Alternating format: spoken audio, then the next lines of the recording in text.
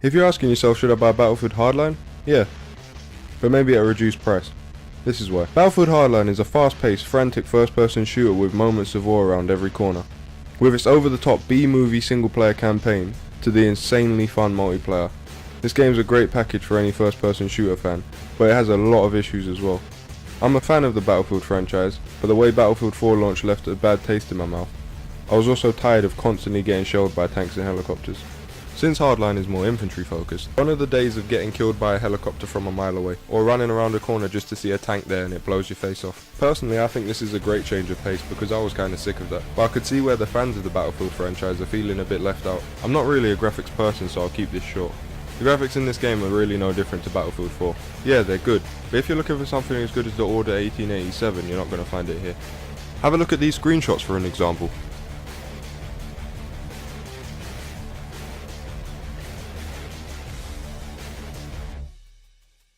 In a single player campaign, you'll find yourself playing as a beat cop by the name of Nick Mendoza, taking on drug cartels and gangbangers with a host of supporting cast. The story is fun and light-hearted with a few shoehorned in emotional moments that didn't really fit. The story is also pretty predictable and not very complex. This isn't Law and Order. Think more Bad Boys 2. This time around, the gameplay in the story is not just cover-to-cover corridor shooting, although that's definitely still there. They've added some more open levels that will give you the opportunity to choose the way you would like to engage the enemy. These are very similar to Far Cry 3 and 4's outposts, even down to using the camera to spot enemies before you engage.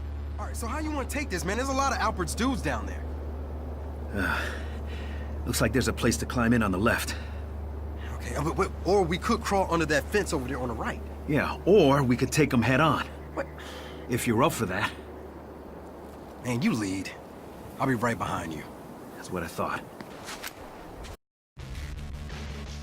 You can also hold an enemy at gunpoint and then arrest them. While you're doing this, you'll be a sitting duck, but you'll also be rewarded more points. So it's kind of risk-reward. You also have the option to quickly knock out an enemy for less points. Or you can just go in guns blazing, taking no prisoners. Don't try this on the hardline difficulty, because you'll get your shit pushed in. In some missions, there are unnecessary difficulty spikes, and I had the problem of occasionally being killed when I thought I was behind cover. But compared to the previous two Battlefield campaigns, this one's a shining beacon of hope to all the Battlefield fans, that one day there will be a truly great Battlefield campaign. Good job, Visceral. Dice could learn something. At this point, I should just be able to say, it's a Battlefield game, of course the multiplayer is good. And as true as that is, let me just drive it home. The crowd favourite mode Conquest makes a return with its two variants, Conquest Small and Large. Conquest Small is a 16 vs 16 game mode where the objective is to capture 3 neutral flags around the map and the enemy has to do the same. And Large is 32 vs 32. Although I prefer the smaller version of Conquest, I do sometimes jump on the 34-man madness just to witness the marvel. Heist is a new game mode where the objective as the criminals is to blow open 2 containers containing loot bags. You then take the loot bag to a drop-off point, and when the escape vehicle arrives you can escape and win the game. As the police, you have to stop this from happening by any means necessary. This game essentially plays out like tug of war and can be all over the place. Some games are a blast when you have a team coordinating and helping the loot carrier escape, and some games are just boring shoot 'em ups. Team Deathmatch is a huge clusterfuck of a game mode, where both teams have to kill a set number of enemies to win. For some reason, Visceral thought it was a good idea to make Team Deathmatch a 64-player game mode. Bad idea. The time to live is too short to have any real fun. Rescue is a 5v5 game mode in which the criminals are tasked with protecting 2 hostages from the police, and the police have to grab the hostages and take them back to a police car. You can also kill each other, but where's the fun in that? Oh yeah, and you only have one life. With a good group of friends, this game mode can be very fun, with the potential to do a lot of coordinating and tactics. But with randoms, just stay away.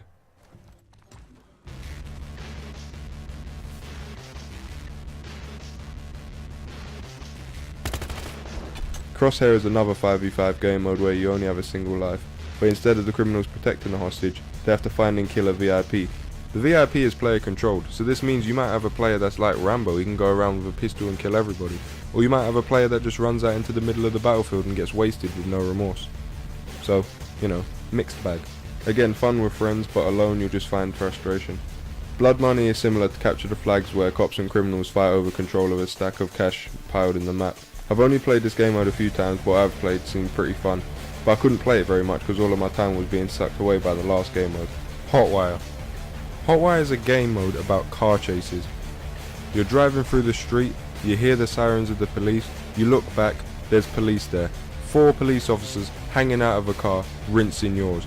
Grenade launchers, rocket launchers, anything they can get their hands on just to stop you. This is the best game mode I think I've ever played in any game.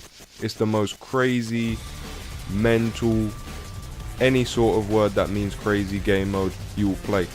If you play this game mode, I guarantee you enjoy it unless you're a cynical bastard or a cynical Brit. The aim of this game mode is to capture cars that are dotted around the map, be you criminal or cop. It grants you points and deducts the enemy tickets, so this is what you want to do. Well, I notice you have the sad bastards that like destroying your car every time you go down the road. If you're that guy, fuck you. The guns in this game feel great, but they're identical to the way they felt in Battlefield 4. A lot of the guns, like the AKM for example, are punchy, damaging killing machines, where if you hold down the trigger, prepare to see the sky, because these guns are no pushovers. If you don't put grips on these guns, you'll be shooting over people's heads a lot. This makes kills that much more satisfying.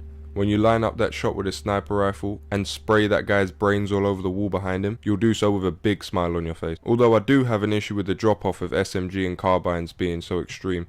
You'll find yourself putting multiple bullets into a person's head and having them turn and kill you in an instant. That's frustrating. There are a total of 4 carbines, 4 assault rifles, 7 SMGs, 4 shotguns, 4 battle rifles, 4 bolt action snipers, 4 semi-auto snipers, and 8 pistols and machine pistols, not including the new taser, which in my opinion is so dependent on a no less than perfect situation that it's practically useless, and a tracking dart that allows the RPG to lock onto helicopters. This is a smaller cast of guns than Battlefield 4 and Battlefield 3, and personally I would have liked more guns. So there you have it, Battlefield Hardline, a good first person shooter in its own right with some Michael Bay moments thrown in there for good measure. But the lack of variety on the weapons, game modes, maps and vehicles is a concern since the game does not have as much longevity as Battlefield 4 or even Battlefield 3. As I said in the beginning of this video, I would suggest picking up Battlefield Hardline, but maybe at a reduced price, say £35. If you'd like to see a video of someone with a different opinion, please check out Total Biscuit's WTF is Battlefield Hardline.